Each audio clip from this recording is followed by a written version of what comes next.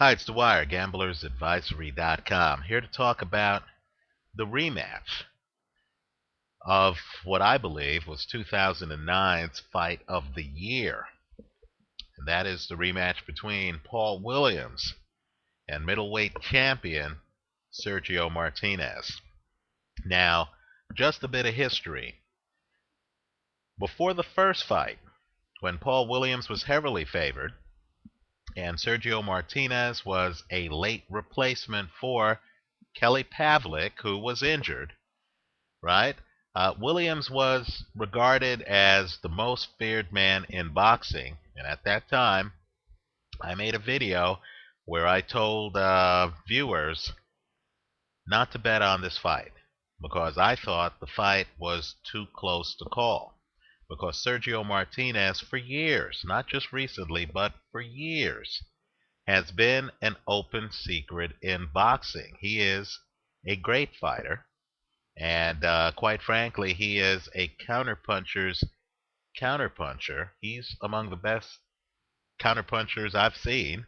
And he has great foot movement, and he's fearless. He has incredible stamina. He used to be a soccer player, and he's able to literally go all 12 rounds. Well, the fight happened. Paul Williams was awarded the decision in a fight that I thought he lost. Punch That Number showed that Williams threw and landed more than Sergio Martinez.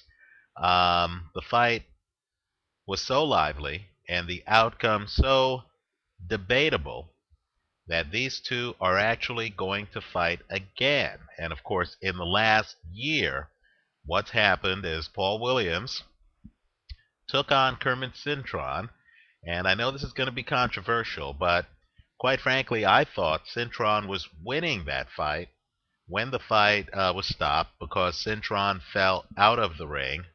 I know this sounds unbelievable. Trust me, if you see the video, it's even more unbelievable. Cintron was ruled to be unable to continue. They went to the scorecards because the fight took place in California and Williams was awarded the decision. But I thought Williams looked awful in that fight. And if you look at the volume of punches he threw, and that's a key factor because Williams is a volume puncher, much more than a counter puncher. He's a volume puncher. The volume was way down in that fight, right? Of course, since Williams fought Martinez, Martinez took on Kelly Pavlik, and I thought beat Kelly Pavlik rather soundly. I understand there is a Pavlik contingent, and I've heard from you who feels that Pavlik dominated the middle rounds of that fight. I think that's debatable. What's not debatable, though, is that Sergio Martinez is such a dominant fighter that he actually won the middleweight title.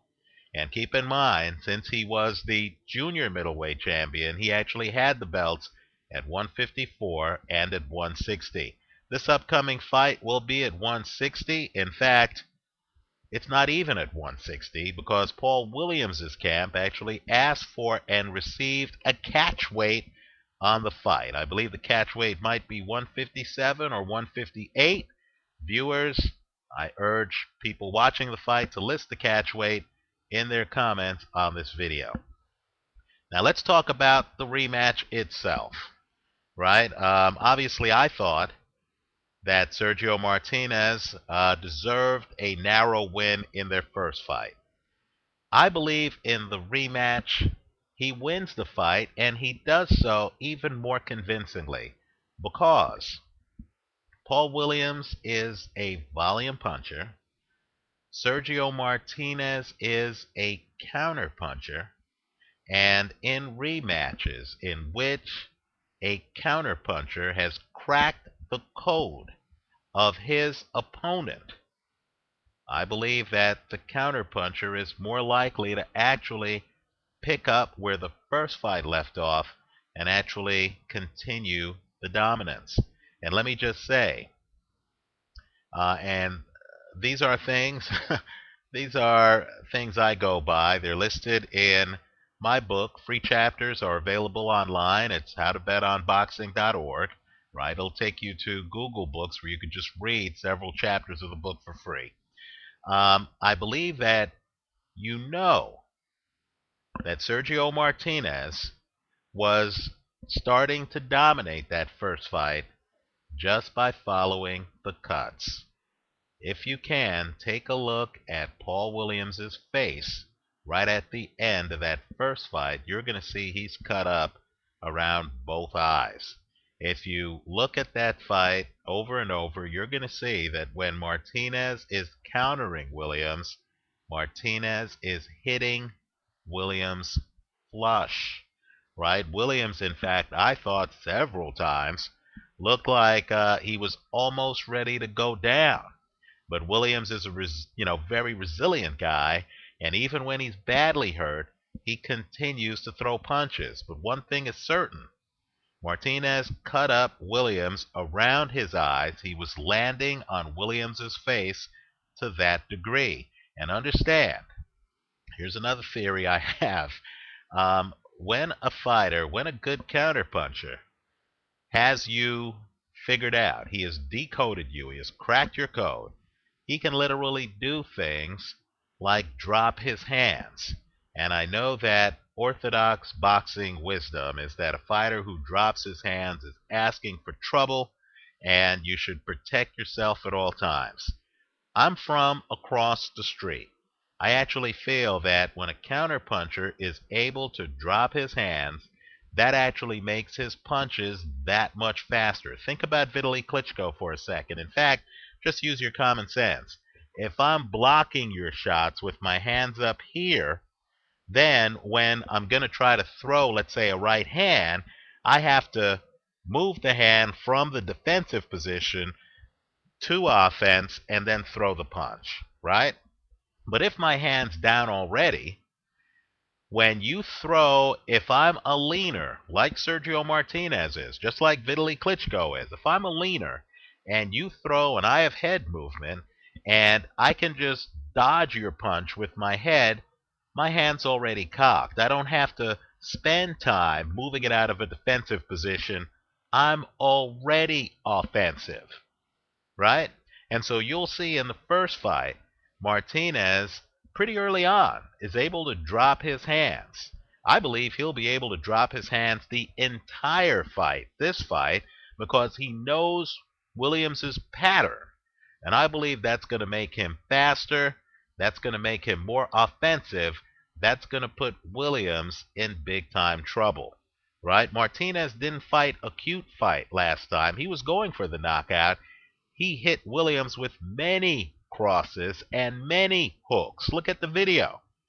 I believe in this fight there is a chance. I'm not going to predict it, but I do believe there is a chance that Martinez might even put the exclamation point at the end of the sentence and stop Paul Williams. Not just win, but stop him. Right? So my recommended bet is, your base bet is to bet on Sergio Martinez to win the fight. And for the risk takers out there, I would put a little percentage, less than the amount you're going to win off your base bet of, Martinez to win. I would put a little percentage on Martinez to win by knockout. I really believe this is Sergio Martinez's fight to lose, right? Let me also say, too, that Williams is what I call a pattern fighter. He fights the same fight every fight, right? You know this kind of fighter. You see this kind of fighter every time Shane Mosley enters the ring, right? You have pattern fighters. They have a pattern. Manny Pacquiao's another one. He has a formula. The formula works. Why change it? Understand, though, that he's in against a different approach. Sergio Martinez is actually what I call an adaptive reactive fighter. You know this type guy. Floyd Mayweather, for example, right? He got hit hard by Shane Mosley, hard as he's been hit in his career. He made a few adjustments. We never saw that Shane Mosley right hand again the entire fight, right? Now, just imagine if those two had a rematch. I think Shane Mosley's right hand would be non-existent. Look at Paul Williams. You know Paul Williams is going to try to use length. You know he's going to try to use volume. You know he's going to come straight at Sergio Martinez. Bottom line is this. I think Martinez already has Paul Williams timed. He is going to, he knows the adjustments to make because he's made them in the prior fight. Trust me, counterpunchers are much more dangerous in rematches. So I think Williams is going to have his hands full. He'll have his moments early in the fight, but as this fight goes on, I think you're going to see Martinez slowly take over. I'll be surprised if the fight was as close as the last one. I like Martinez in this one. Let me know what you think. Leave your comments for me here on YouTube. And of course, visit us at gamblersadvisory.com. Thanks for watching.